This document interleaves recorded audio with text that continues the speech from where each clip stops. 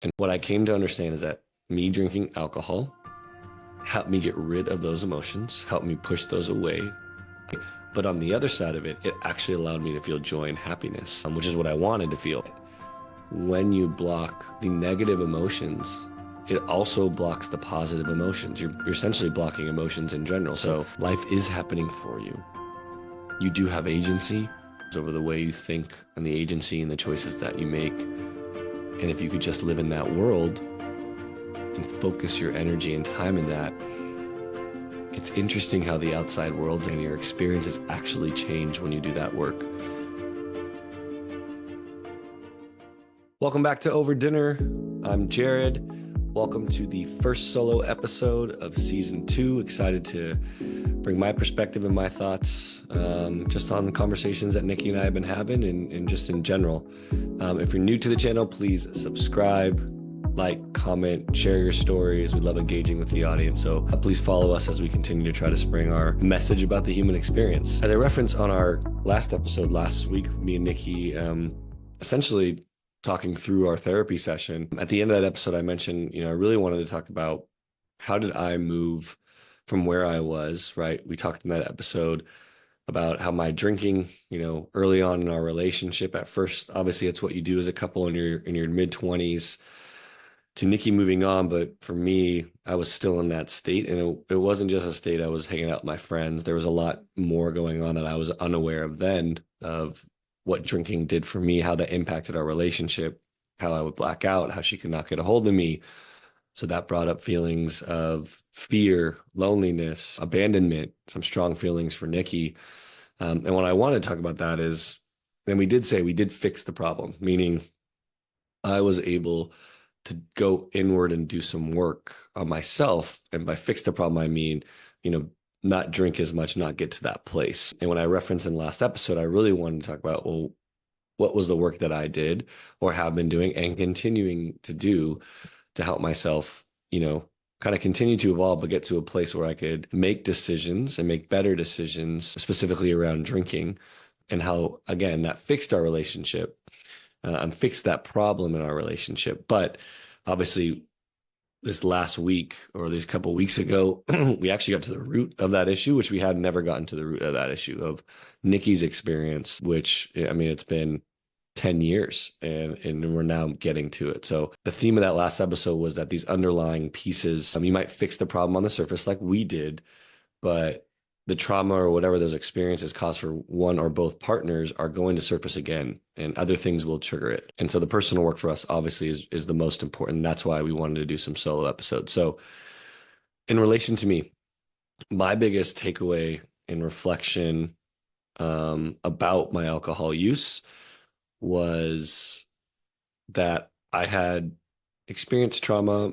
A lot of us have gone through things, but had some things in my childhood that brought up a lot of fear and anxiety that I was living with on a day-to-day basis. And I was blocking a lot and trying to block a lot of those feelings, but they would continue to arise and come up.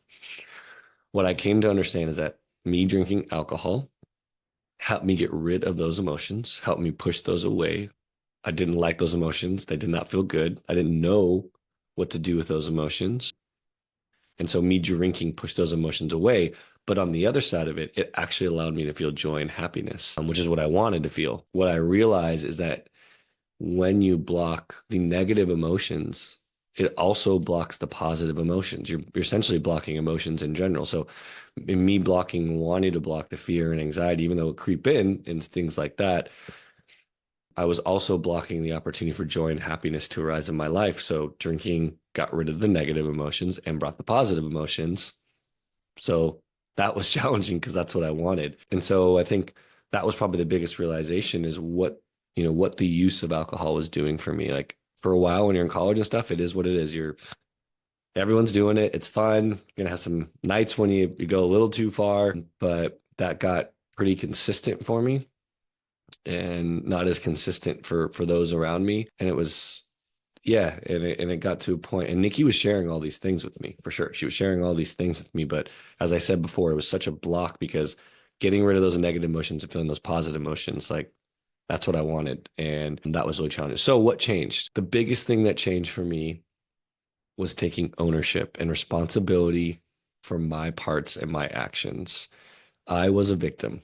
I was playing a victim to my childhood, to the circumstances from there, circumstances of my life, to the world, and blaming where I was and how I was feeling on the world around me and all the things that had happened to me. And there was no chance for me to move forward, go inward, or any of those things without taking some level of ownership and responsibility for what was going on in my life, for the decisions I was making. And that was a challenging part, is the ownership, because it's really easy and safe just to blame the outside world and all these other things in your childhood and all those things because you have an excuse. You don't have to do anything about it. There's nothing I can do. All these things are happening. So when you do decide to take ownership and you do decide to make that shift and take your own responsibility for these things, it means you now know that, and you kind of have to do something about it. Because otherwise you're just like, I know I'm complicit, but I'm going to keep doing it. And that's a tough place to be. That's going to cause some other things to come up for you. So there's a coach, Jerry Colonna. It's called the CEO Whisper. And he has these questions he asks his clients, or asks his clients to ask them to pose to themselves. I've heard him a few times. This is many years back, and I continue to follow him. But this one question really stuck out to me when I heard it. And the question was, how am I complicit in creating the conditions I say I don't want? Let me say that again. How am I complicit in creating the conditions I say I don't want? That's a tough question to ask yourself. That's a question that you have to really reflect inward and take ownership, take responsibility for decisions, for actions, for ways of thinking, all that. And so I needed to do that. I always felt that I was at the behest of everything around me, and I did not like that feeling. And I think the first thing that changed, and we've talked about this a lot, I had to go on my own journey. And I got to a point where I was highly anxious, highly in fear, not really sleeping at night. Nikki's relationship's not where I want it to be. And I got to a point where I said, I got to do something different. I have to try something different because nothing's working. So that was kind of that kicking point into the personal development space. And for me, that started with learning about meditation. I think that was there because both Nikki's parents had been meditating for 40 or 50 years. Nikki was a meditator. So it'd been around me in our whole relationship. I thought it was woo-woo, didn't really understand it. Hadn't really didn't think anything about it. Thought it was about monks crossing their legs sitting on a mountaintop. So, but I looked at them and I looked at her parents and I looked at Nikki and I was like, maybe there's something to this thing. So I decided to go check it out. I went to a TM center in San Diego. TM is Transcendental Meditation. They have these centers pretty much in every major city. It's a form of meditation, mantra-based meditation. I went to this center. I didn't know what to expect. The center happened to be this just house with a regular couple who had regular jobs, but also ran this TM center and taught people how to practice meditation. So first off, I was like, okay, interesting, different. On Thursdays, hour and a half orientation, free orientation, go show up. Not sure what to expect. To my surprise, about 95% of kind of the information they shared you is very scientific. That's my brain. I like the logical data side of things, understanding if I'm going to try something, I want to understand it. And so, yeah, that really changed everything. I said, all right, I'll try this. So I signed up for a 4-day training to learn how to practice meditation and get my mantra. And 2 weeks after that, kind of everything changed. Not everything changed, but I had found something that I had never found before that helped me understand my emotions, understand my thinking, understand my stories, and have some sense of agency. And that's what meditation has given to me. Looking back now, it's the most important thing that's in my life and will be in my life forever. I practice every single day. Didn't know that then. I think there's a lot that talked about meditation and mindfulness and all that things. But to my first point of learning to take ownership and understand how I'm being complicit in these things, I never sat down and felt my emotions or understood my thinking or knew what I was thinking or the story as I was telling. So yes, about meditation, people are like, you got to stop thinking. You'll never stop thinking. And that's not what it's about. It's to be able to pause and be an observer of your thinking and also learn to calm the voice down in your head through a direct focus on breath, mantra, body. And it's never going to go away. It's that balance between, thinking and using something to focus on to silence the thinking, which will then come back. But sometimes I don't even do that. Sometimes I just want to sit in it and feel my emotions or go reflect on an emotion that I felt earlier that day and understand where it's coming up for me, or just to pay attention to my thoughts and what am I thinking at the current state. But then also create my new thoughts, because when you're aware of your thoughts and you realize you're observing it, and since you can't observe it, you can also dictate it and change it and tell a new story. That was the light bulb moment for you. That's when I regained my full energy and agency, because I realized the stories that were in my head that I was unaware of. Now that I'm aware of them, if I don't like them, I could challenge them, I could change them, and that's what meditation has given to me. So that was the first piece. When that started happening, I started realizing the victim stories I was telling myself, really understanding where emotions played a role in that and where they were showing up. And that was huge. So I think understanding the stories we tell ourselves are the beliefs, and understanding my beliefs, our beliefs change our perspective. Our beliefs impact when an experience happens to us, how we're going to view it. Our beliefs are everything, and our beliefs are shaped through a lot of things, mostly through our childhood. And I think sometimes we always believe those beliefs are true. That's what a belief is. It's something that you believe will always be true every single time. And we got to be open to looking at those and reflecting on those, because those beliefs shape our story, shape how we perceive the world. And what's really interesting is that voice in your head that we don't challenge that often, right? Most of us will externally will challenge things in politics and sports teams and debate. But for some reason, we won't debate the voice in our head. And I think that voice isn't going away. That voice isn't the truth. It's been built up over time to protect you based off challenges, traumas, or things you've experienced. That voice in your head is your protector, and it's a gift. It's a gift, but as it's evolved to protect you, but as you have continued to evolve and your experiences and circumstances around you have changed, those same beliefs aren't going to serve you anymore. Those same ways of thinking aren't going to serve you anymore. So just as we change our mind on some things or change a lot of things in life, we have to be consistently looking at our beliefs and how they're influencing the way we see the world and see our experiences, and say, is that still serving me? But you can't do that unless you slow down and understand where your beliefs are coming from, what those beliefs are, and be open to challenging them and asking, is that true? Is that still true? How does that belief impact the way I show up or communicate or just make decisions? But it has to be deliberate time in the beginning. And it still is for me, like, because I've always had a hard time and I pushed and I blocked emotions and feelings and things away for a long time. It still takes me time to process. So all that's sitting in meditation, or other times it's just I need 10 minutes just to sit and feel what's going on. Even if me and Nikki are in an argument or something's come up for me, if I just try to think what I'm or understand what's happening in the moment, it's very challenging me. I need time, sometimes 90 seconds, a minute, 2 minutes, just to process what's going on. Because a lot of times my default or my protector goes to push emotions away, you know, kind of block everything out, shut down. That's my default. So block and thinking, block and feeling it in my emotions. So I need to be able to process. So that's still true, but understanding that it's really, really important, but you got to slow down. So something else I wanted to share was what Jim Collins, and I think I heard this maybe about a year ago, and it's been an interesting way to look at it, kind of to what I said, but a very interesting way. It's like, look at your life like you're observing like an insect, right? Each day, like, when you're walking an inch, you think about an insect, you're putting a microscope over it, you're watching how it walks, why it does certain things, why behaviors, why did it go that way, why did it do that?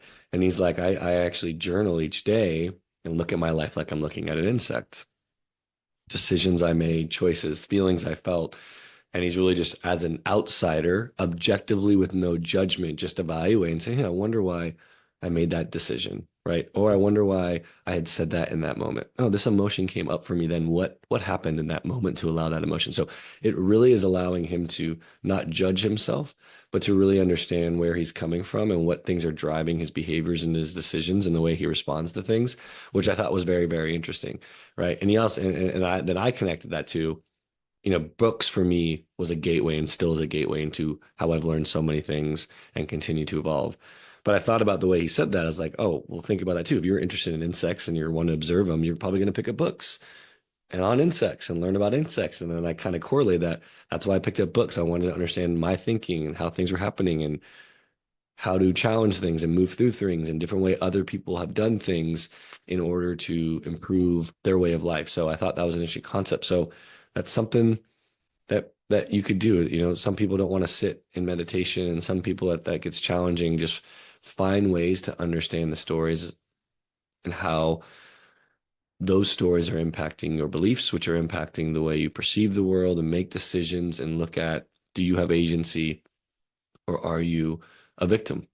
Right. And then it could be writing in a journal and reflecting each day on decisions or thoughts or emotions that came up from you as an objective observer, understanding where those came from. Really powerful thing. So again, the whole premise of what I want to talk about, how I got started and how I moved to a place where Nikki and I could evolve my behaviors, was to understand first the behavior of drinking and the behavior of continuing to do, even though I knew it was hurting me and my relationship, where that was coming from. And I couldn't do that until I took ownership.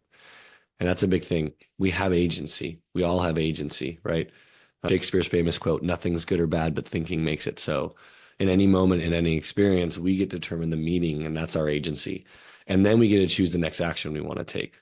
There's our agency. We can never control how we were brought into this world, who we were brought in this world with, all the things that are going to happen to us. That's just, we'll never get a piece of that.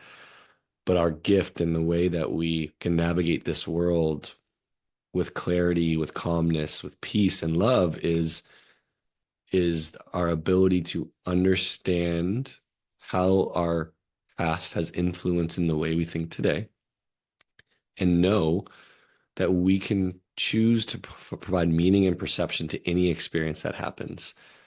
You can only do that if you are aware of the way you think and your belief systems.